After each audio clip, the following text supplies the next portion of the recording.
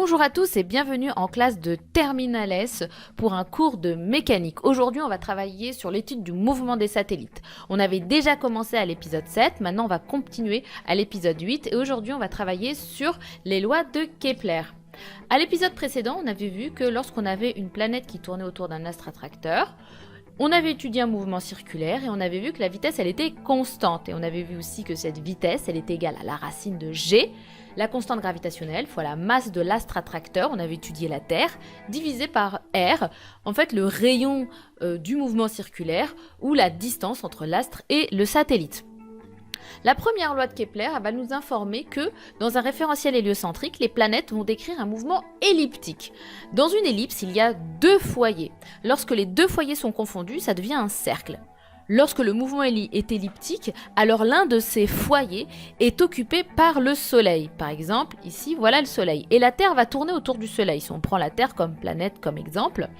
Et lorsqu'elle est le plus loin, c'est ce qu'on va appeler l'apogée. Et lorsqu'elle va être le plus proche du Soleil, c'est ce qu'on va appeler le périgée.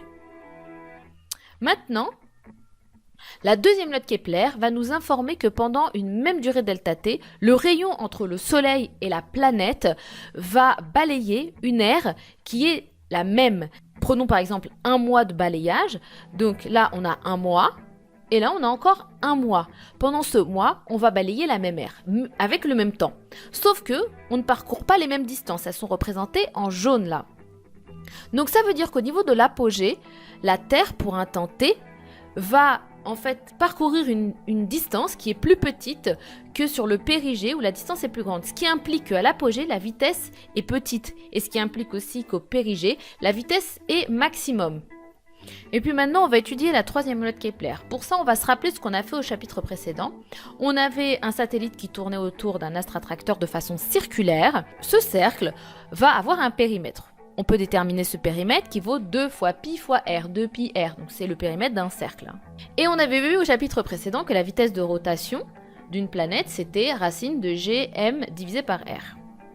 On peut définir la période de rotation. La période de rotation, ça va être le temps qu'il faut pour faire un tour.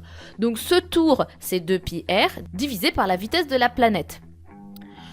Mais la vitesse de la planète, je la connais, c'est v, et j'avais vu que v, c'était racine de gmt sur r. Du coup, je vais tout mettre au carré, j'obtiens t carré est égal à 4 fois pi carré fois r carré divisé par v carré. Et je vais remplacer v carré. Lorsque je remplace, je vais obtenir cette équation-là. Faites-le doucement, tranquillement sur une feuille. Et maintenant, le r qui est au dénominateur va passer au numérateur, parce que le dénominateur d'un dénominateur, ça devient un numérateur. Du coup, j'obtiens cette équation-là, 4 fois pi carré fois r cube divisé par g fois masse de l'astre attracteur. Et ça correspond à la troisième loi de Kepler. L'expression précédente nous permet de déduire la troisième loi de Kepler. Pour toutes les planètes du système solaire, le rapport suivant est vérifié. T carré divisé par r cube est égal à 4 fois pi carré divisé par g sur mt. Alors là, j'ai mis masse de la Terre pour tous les satellites de la Terre. Et si j'étudie le système solaire, je mettrai masse du Soleil pour tous les satellites du Soleil. Merci beaucoup de m'avoir écouté. Et on va se rejoindre au chapitre des ondes maintenant. Merci, au revoir.